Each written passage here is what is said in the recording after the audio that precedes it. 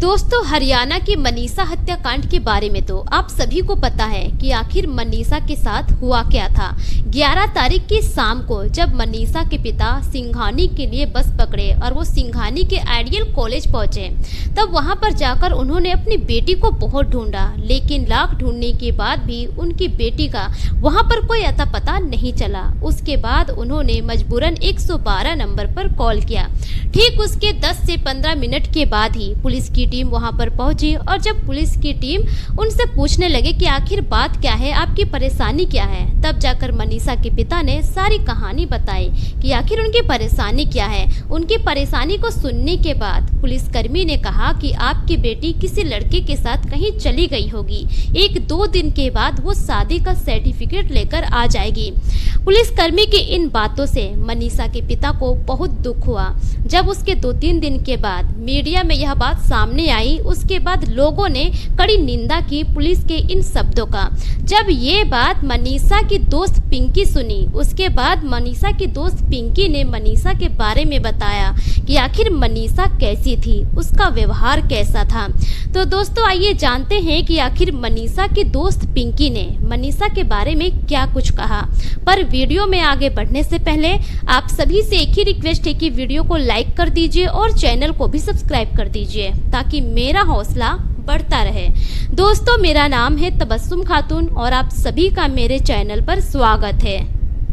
दोस्तों, मनीषा हरियाणा के भिवानी जिला के लोहारू थाना क्षेत्र के ढानी लक्ष्मण गांव की रहने वाली होती है। 11 अगस्त के दोपहर को मनीषा सिंघानी के आइडियल कॉलेज जाती है बीएससी नर्सिंग की एडमिशन के लिए।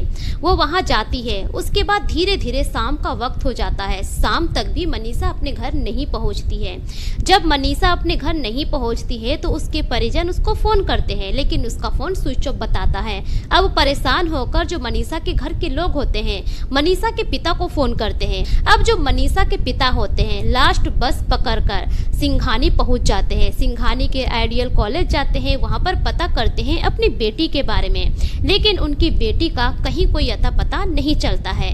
अब वो बहुत परेशान हो जाते हैं। उनको समझ में नहीं आ रहा होता है कि अब वो अपनी बेटी को कैसे ढूंढेंगे। अब इसी तरह से लगभग 2 दिन का वक्त गुजर जाता है। 2 दिन के बाद मनीषा की लाश मिलती है, वो भी बुरी हालत में। धीरे धीरे करके यह न्यूज वायरल हो जाता है।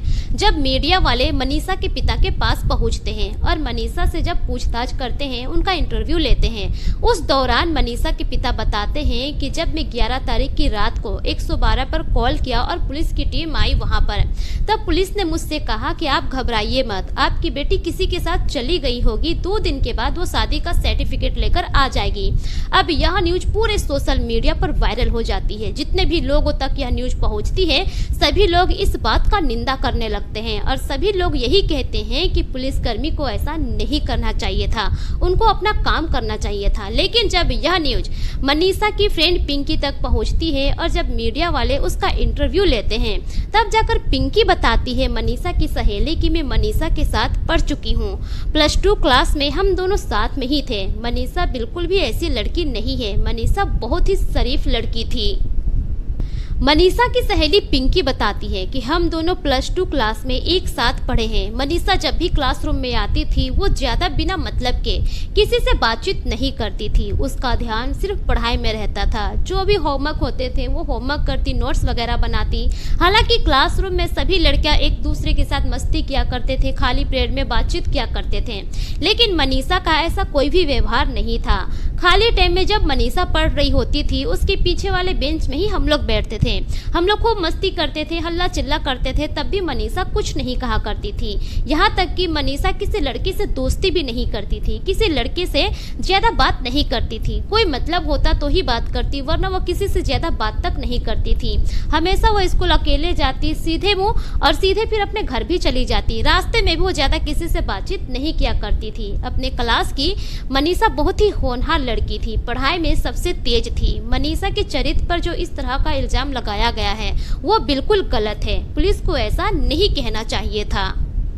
उसके बाद जब रिपोर्टर मनीषा की दोस्त पिंकी से पूछते हैं कि एसपी को तो अभी बदला गया है, एसएचओ के साथ 5 अधिकारियों को सस्पेंड कर दिया गया है, इस पर तो आप लोग संतुष्ट है ना? तब जाकर पिंकी गुस्से में कहती है कि सस्पेंड करने से क्या होता है, आज सस्पेंड हो गए हैं, 6 महीना साल भर बाद फिर से वो लोग ड्यूटी ज्वाइन कर लेंगे, उन लोगों को तो नौकरी से ही निकाल देनी चाहिए थी। इस तरह के अधिकारियों का कोई काम नहीं है समाज में। इस तरह से गुस्सा जताते हुए मनीषा की दोस्त पिंकी कहती है।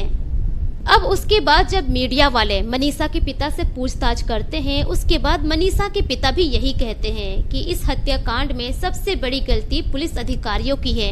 अगर 11 तारीख की रात को जैसे मैंने पुलिस अधिकारियों को बुलाया, अगर उसी दिन वो लोग मेरी मदद कर देते, मेरी बेटी को ढूंढने में मेरी मदद करते, छानबीन करते, तो शायद उसी दिन मेरी बेटी मेरे पास जिंदा होती और आज मेरी बेटी के साथ इस तरह की घटना नहीं घटती। इस तरह की घटना जो आज घटी है, इसमें सरासर गलती पुलिस अधिकारियों की है कि उन लोगों ने मेरी मदद नहीं की। दोस्तों, धीरे धीरे करके यह खबर पूरे हरियाणा राज्य में फैल चुकी है और सभी लोग यही मांग कर रहे हैं कि जो भी आरोपी है उसे सख्त से सख्त सजा मिलनी चाहिए, मनीषा को न्याय मिलना चाहिए। लेकिन वही जो हरियाणा के मुख्यमंत्री है नायाब सिंह सैनी जी ने कहा है कि राज्य के लोगों की सुरक्षा सरकार का दायित्व है। आगे से इस तरह की घटना ना घटे, इसके लिए कानून व्यवस्था को सख्त किया जाएगा।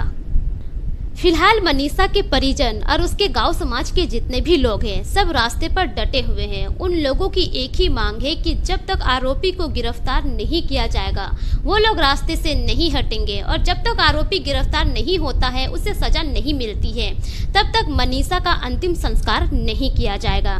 दोस्तों, इस पूरी घटना पर आपकी क्या राय है? अपनी राय कमेंट सेक्शन में जरूर दीजिए। इस घटना को सुनाने का मकसद किसी की भी भावनाओं को ठेस पहुंचाना नहीं है, बल्कि मेरा मकसद आप सभी को सतर्क करना है, जागरूक करना है, ताकि आप अपना और अपने परिवार का ख्याल रख सकें। मिलेंगे फिर एक नई वीडियो के साथ, तब तक के लिए शुक्रिया। जय हिंद।